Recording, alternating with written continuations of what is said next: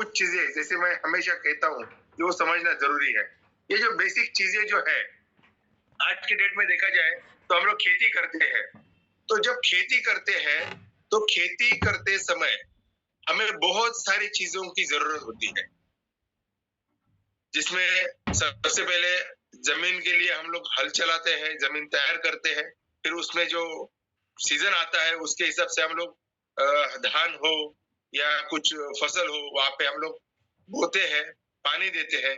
लेकिन खाली पानी फसल बोने के बाद और पानी देने के बाद फसल हमें जैसी चाहिए वैसी नहीं आती दोस्तों। जैसे एक कोई बच्चा पैदा होता है तो बच्चा पैदा होने के बाद उसको माँ का दूध चाहिए होता है, वो माँ का दूध पीता है, धीरे धीरे बढ़ता रहता है।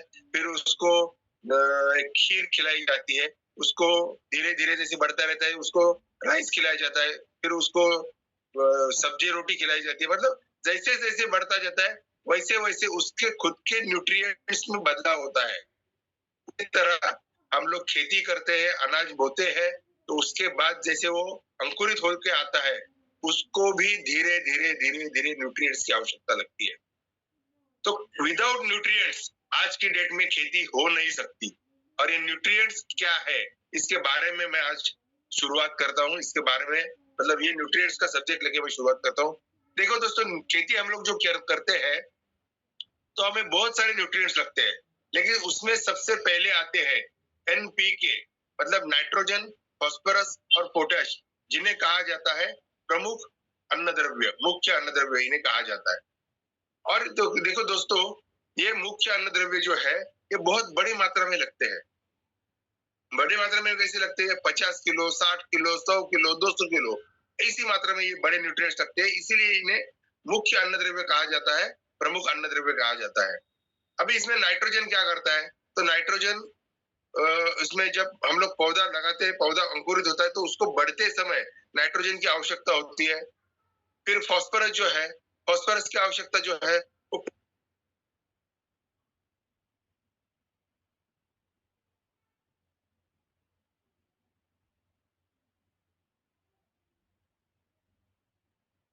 के बाद आता है दुय्यम अन्न घटक। बहुत सारे किसानों को हमें पता है, हम जहां जहां भी जाते हैं, कुछ स्टेट या कुछ एरिया छोड़ के बहुत सारे लोगों को, बहुत सारे किसानों को आज भी सेकेंडरी न्यूट्रिएंट्स मतलब दुय्यम अन्न घटक पता नहीं है, जिसमें आता है मैग्नीशियम, कैल्शियम और सल्फर।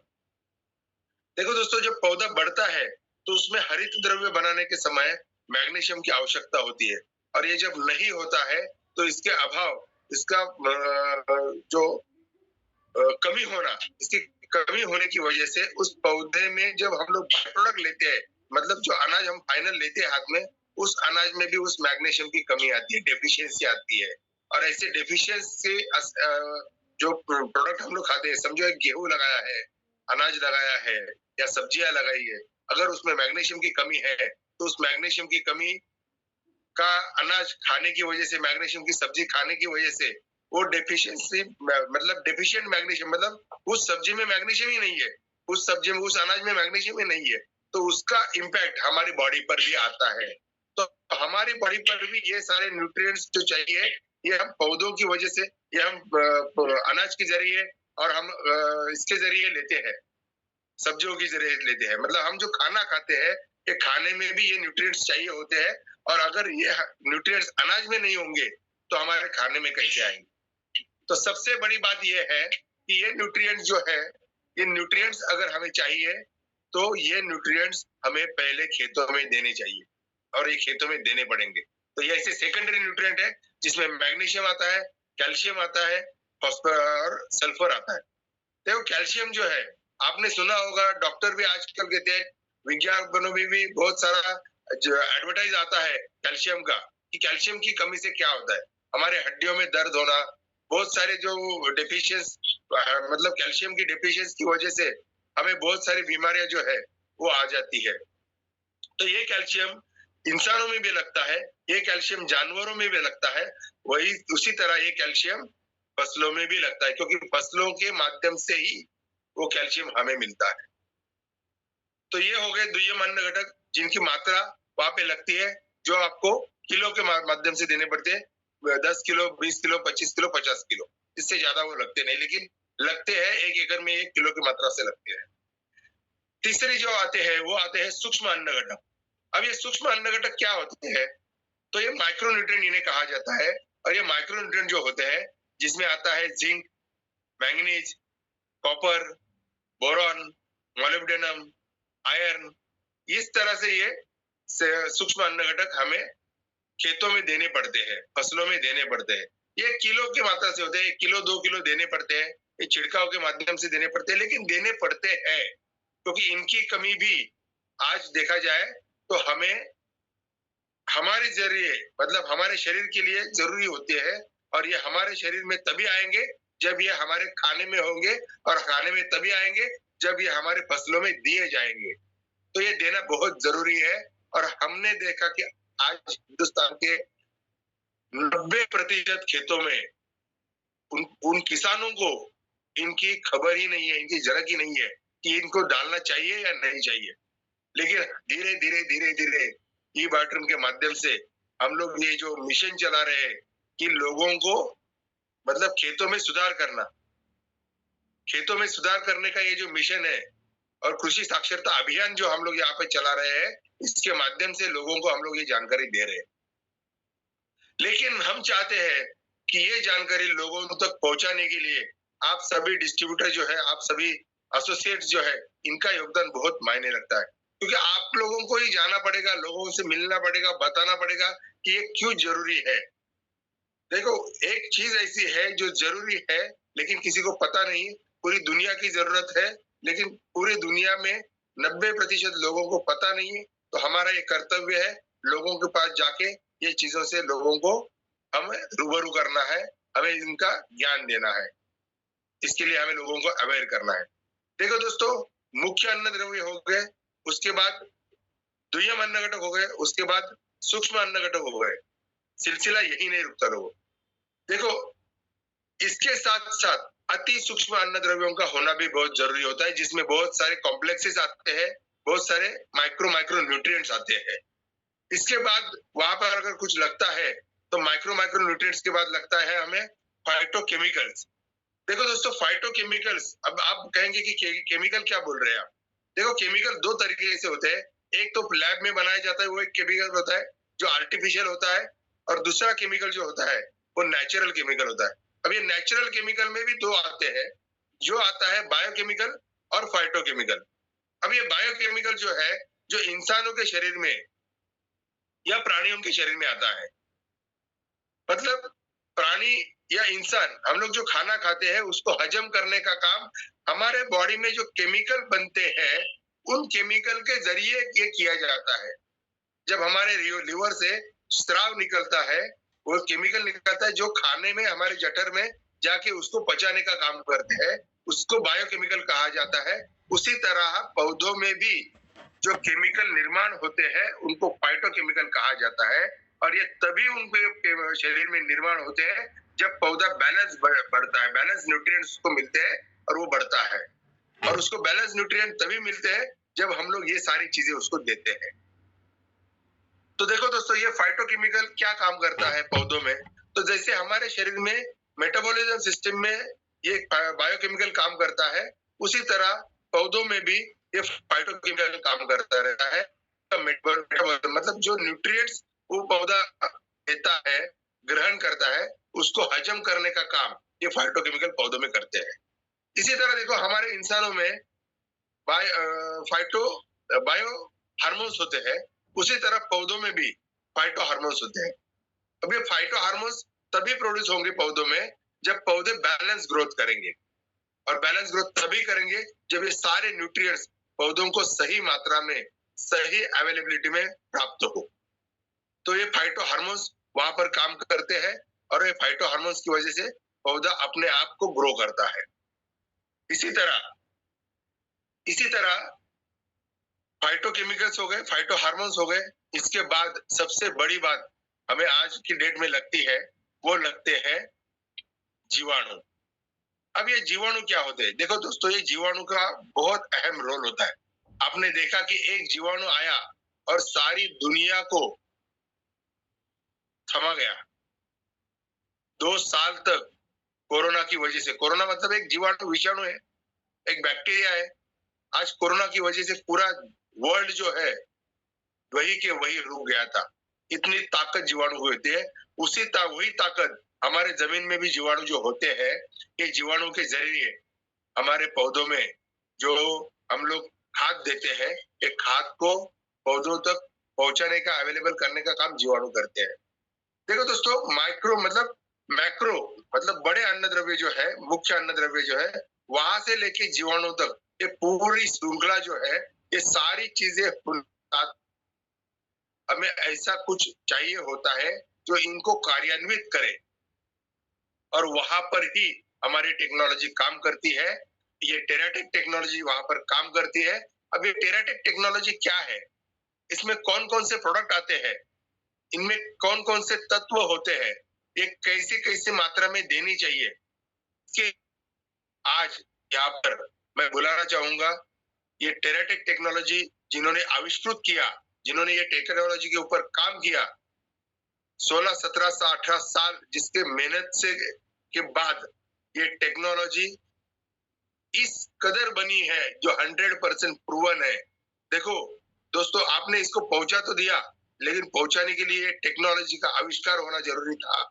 और ये आविष्कार जिन्होंने किया वो मेरे गुरु, मेरे पार्टनर यहाँ पर उपस्थित है, श्री सूरज काजी सर, जिनको मैं बुलाना चाहूंगा, और हम उन्हीं से सुनते हैं कि ये टेक्नोलॉजी क्या है, ये पौधों के ऊपर कैसे काम करती है, कब कौन सा प्रोडक्ट जमीन में देना है, कब कौन सा प्रोडक्ट ऊपर से छिड़काव करना है। तो यहाँ पर आप इनबॉक्स में स्वागत कीजिए मिस्टर सूरज काजी सर का। Suraj sir please.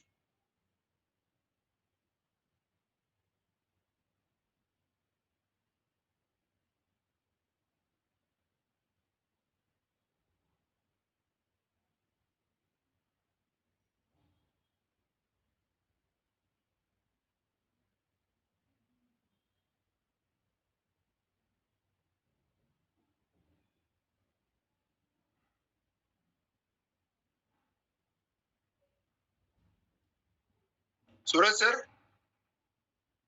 Yes, Suraj sir को अनम्यूट कर दिया गया। यस सर, आप unmute. Yes yes yes, Suraj sir. Okay, सुनाई दे रहा हूँ मैं? हाँ अभी आया सर, अभी आया आवाज आपका। Yes sir. Okay sir, video नहीं दिख रहा आपका। आवाज आ रही है सुमित जी? क्योंकि मैं ट्रैवल कर रहा हूँ, तो शायद आवाज में दिक्कत है कुछ। नहीं नहीं, आवाज में कोई दिक्कत नहीं है। मेरी आवाज आ रही है आपको? यस यस, आवाज आ रही है सर। क्लियर आ रही है? यस यस, क्लियर आ रही है। तो गुड इवनिंग सबको, प्रणाम, नमस्कार।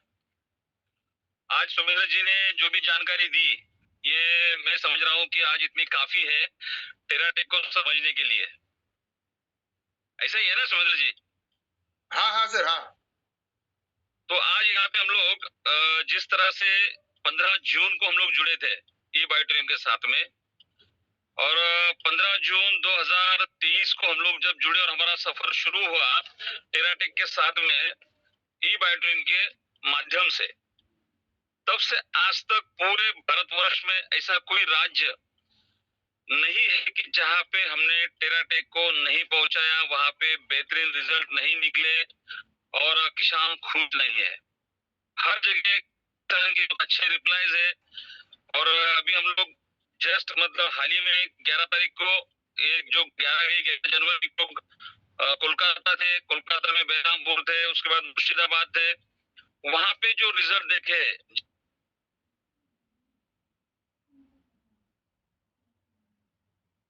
सर आवाज नहीं आ रही है।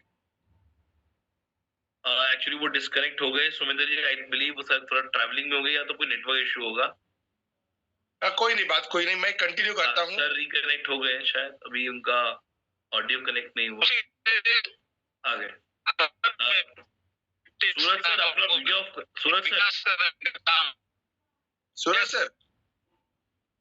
सर आवाज में वीडियो ऑफ कर दो, क्योंकि आपको अच्छा वीडियो ऑफ कर दो, थोड़ा इशू है। हाँ, मैं ट्रैवल कर रहा हूँ। आप वीडियो ऑफ कर दो, वीडियो ऑफ कर दो।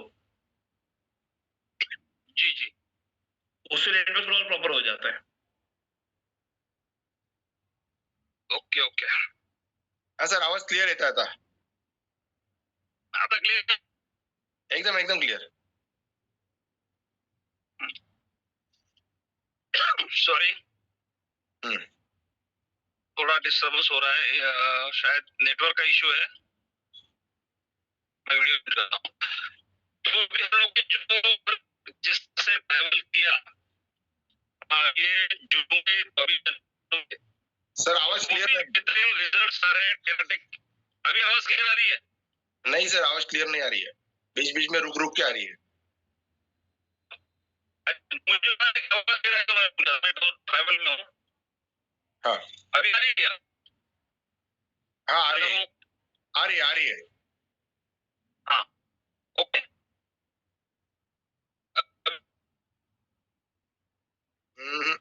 फिर से चली गई सर।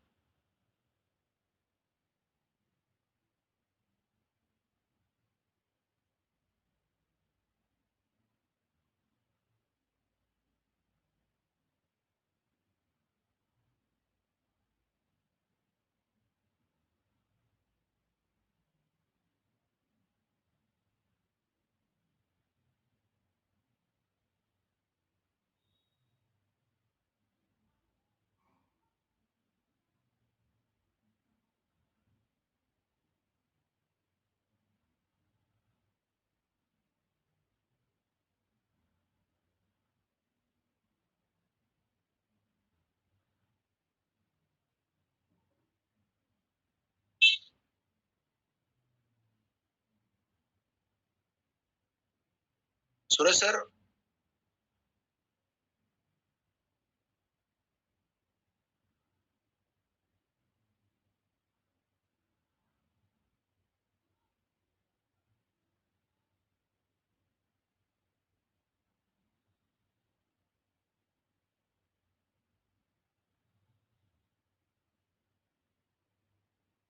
हेलो हाँ सर, हेलो, अभी आ रही है आवाज?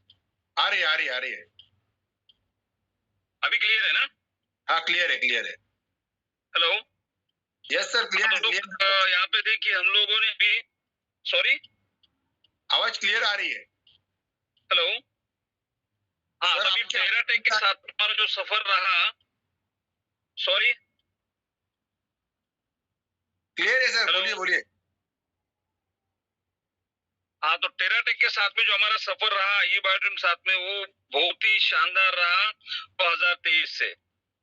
और अभी हम लोगों ने जिस तरह से नतीजे निकाले हैं और कोई क्रॉप हम लोगों के फाइनल हुए, जैसे शुगर केन का पूरा 1 साल का हार्वेस्ट हुआ है। उसके बाद में कॉटन पे काम हुआ, सोयाबीन पे काम हुआ, वेजिटेबल्स पे काम हुआ, पोमोग्रेनेट है, ग्रेप्स है, मतलब ऐसी कोई फसल अब टेराटेक के माध्यम से डेवलप नहीं हुई, ऐसा नहीं है। अभी अभी हम लोग समझते हैं कि टेराटेक जो है ये टेक्नोलॉजी क्या है।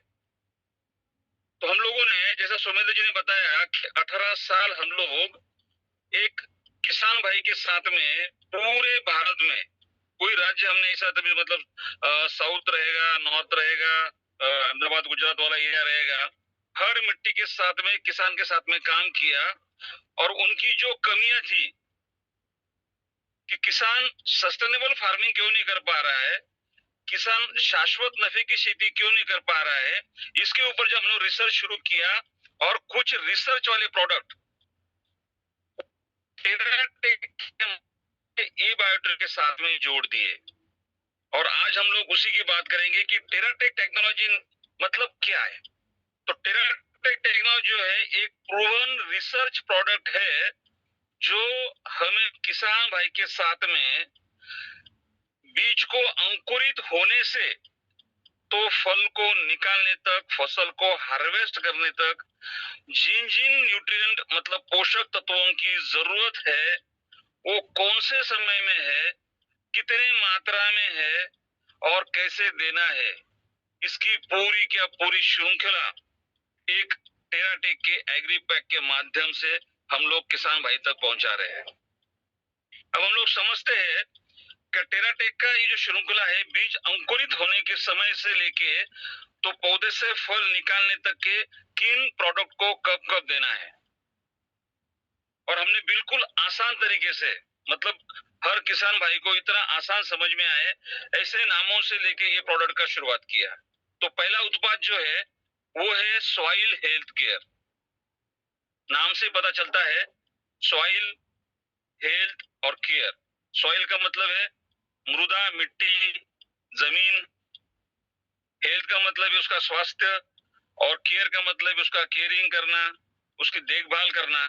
ये प्रोडक्ट हमारे जमीन के और पौधे की बहुत अच्छे से देखभाल कर रहा है। अब अगर हम सोचेंगे, अगर हम लोग किसान भाई से बात करते हैं, आप भी अगर किसानी को समझोगे, तो आज की तारीख में सबसे बड़ी समस्या जमीन की है। जमीन खराब हो चुकी है। अगर आसान भाषा में बताए तो जमीन मृत हो चुकी है। और ऐसे अवस्था में जमीन में आप कितने भी रासायनिक पोषक तत्वों को डालेंगे तो वो फसल के काम में नहीं आती। मतलब फसल जमीन में से वो पौधा जिन पोषक तत्वों की जरूरत उसको चाहिए वो ले नहीं पा रहे।